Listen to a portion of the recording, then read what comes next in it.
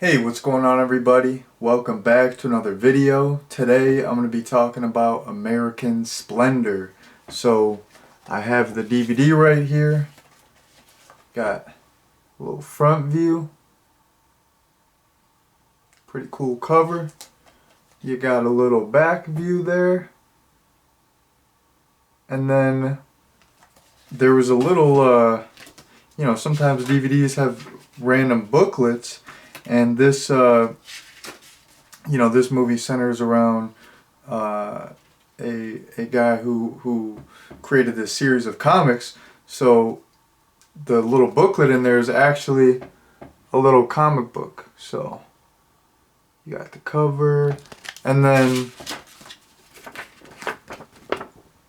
I don't know if you all can see from that page, but throughout this comic,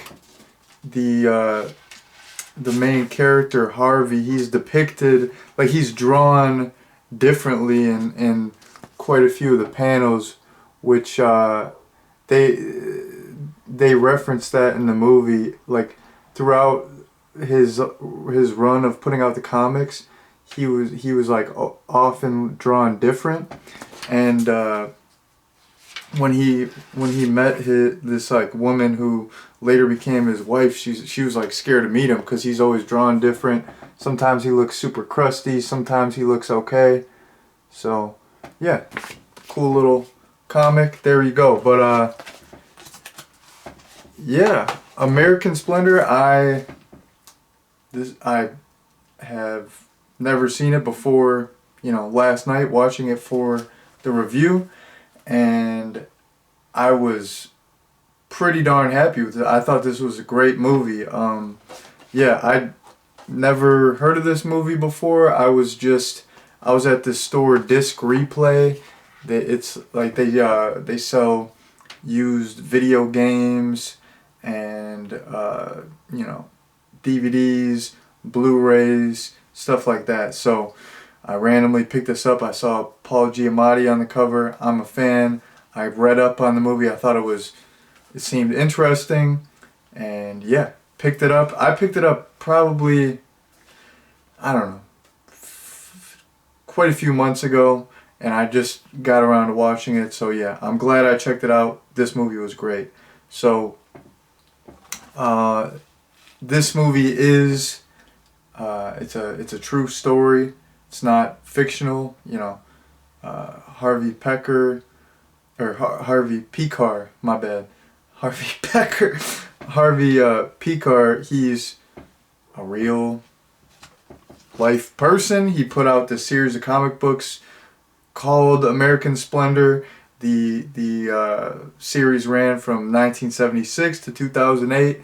He also put out a graphic novel in 1994 with his wife called Our Cancer Year. So yeah, this movie it's based on a real guy, and basically the story is Harvey is, he's just an everyday average guy.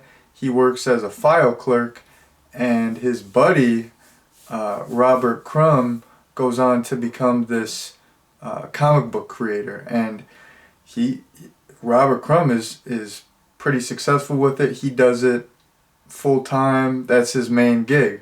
And Harvey has always been a comic book fan, and he's inspired by Robert's success. So one day he's just like, you know what, I have all these wacky experiences in my everyday life.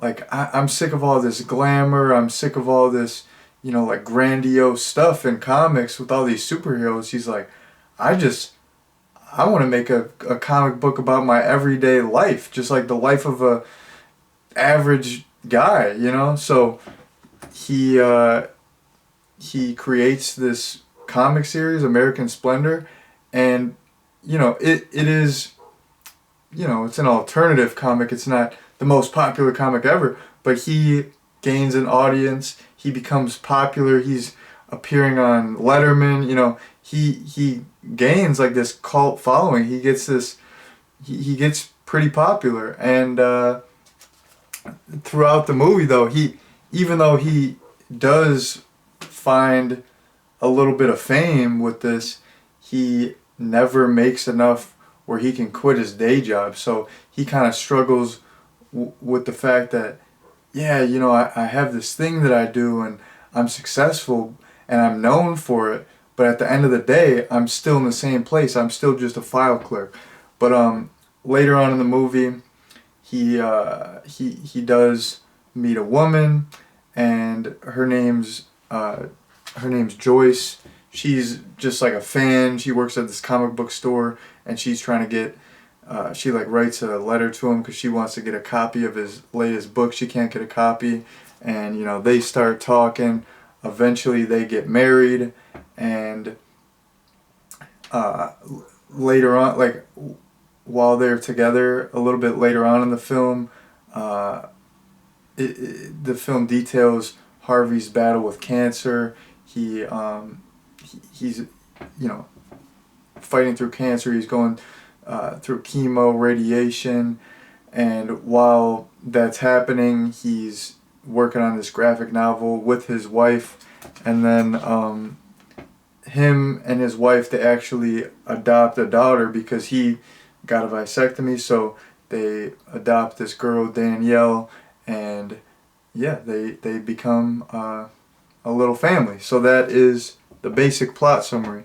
So the first point that I want to get into is you know, I kind of already touched on this, but I thought this was like the I thought Harvey Picar was interesting in general. How he's just this, you know, super average guy, and I thought it was so interesting how he's you know popular, he's famous, but he's not like rich by any means. He's just scraping by it. He can't quit his day job, and I feel like that's something like me personally and a lot of other people struggle with, like perceiving. Like when we see someone who's famous, we always tie that to, okay, well they probably have a lot of money as well, you know. But I feel like a lot of times that's not the case, and it was interesting, and it kind of, I don't know, I just kept thinking like that would be so frustrating. Like there's this one instance in the movie where he gets approached by this woman that he went to college with. Like he dropped out, but he had a couple classes with her, and she's like, wow, you're doing so well, your comic's doing great, blah blah blah. And he's like, you know what, I'm not really doing well. I'm still a file clerk. I'm lonely. All I do is read all day. He's like, I'm not doing well. So like the movie touched on a couple interesting things. The fact that you could be famous and known and still be struggling financially, and you know everyone thinks you're popping. Like you're like, well, that you are popping, but everyone thinks you're rich too, and you're not. But it also touched on the idea like of, you know, you got all this fame, blah blah blah, but you know he's still extremely lonely. He's not fulfilled. So I don't know. I really liked the story of Harvey Picar. He was a real dude. It was like just very interesting. And I like his idea to just create a comic. Like there's no glamour. There's no, you know, it's straight up 100% real, 100% raw, 100% authentic, and I feel like there's something to be said about that. Like in any medium, whether you're a musical artist, whether you're writing books, you're, you know, a filmmaker, whatever. Like there's something to be said about just making something that's 100% real, 100% authentic, no glamour, no you know, it's not like a spectacle. It's just it's just authentic. But it I don't know. Like I feel like you don't have to do some extra stuff to be memorable and to resonate with people. So yeah, I don't know. The whole like Harvey I thought Harvey just as like a human seemed interesting. His story is super interesting. So I'm glad they made a movie about this. I didn't even know who he was before watching this movie. So it's cool that, you know, he got his flowers. Um, Moving on, something else that I liked is I liked, you know, like I said, I liked the story, but I also liked all of the relationships between the characters. I liked Harvey's relationship with Joyce. There were a lot of ups and downs, but overall, you know, they really care for each other. I like how Joyce basically it was her idea to do the graphic novel Our Cancer Year. Like she knew that he was struggling, of course, physically, but also mentally because, you know, he has a serious illness. He could pass away, so he has a lot on his mind. She knew, you know, he loves making comic books. He needs an outlet. He needs an escape. He needs something to get him through this, something to keep him busy, get his mind off all the treatment. So like she was a real one. She held it down. Like it was her idea to make this graphic novel, and it wasn't even about making the graphic novel. It was like giving him something to work on and get his mind off cancer, because I mean that's a scary thing. He's probably thinking about it all day, like the fact that, you know, he could pass away, and he's like, you know, laying in bed all day. He's sick. He's throwing up. So yeah, I really liked his relationship with Joyce. I liked there's this guy that he works with, Toby, and he's this like nerdy guy, and even though sometimes Harvey was a a-hole to Toby, I thought, you know, I liked seeing their friendship because he did care about him, but you know, he's just kind of a grouchy guy. So sometimes he was grouchy to Joyce too, but you could tell he meant well overall. They're like, that's just how he was, you know. But I liked Harvey's relationship with Toby as well, and you get to see like the actual guys, not the actors, like throughout the film, and it's cool to see that they're still acquainted. So I really like that. And then I liked once you know, Harvey and Joyce adopted Danielle, because earlier on in the story, Harvey was saying like, I don't ever want to have kids. I can barely take care of myself. You know, I got a vasectomy. I already told you that. I don't want to have kids. Let's drop it.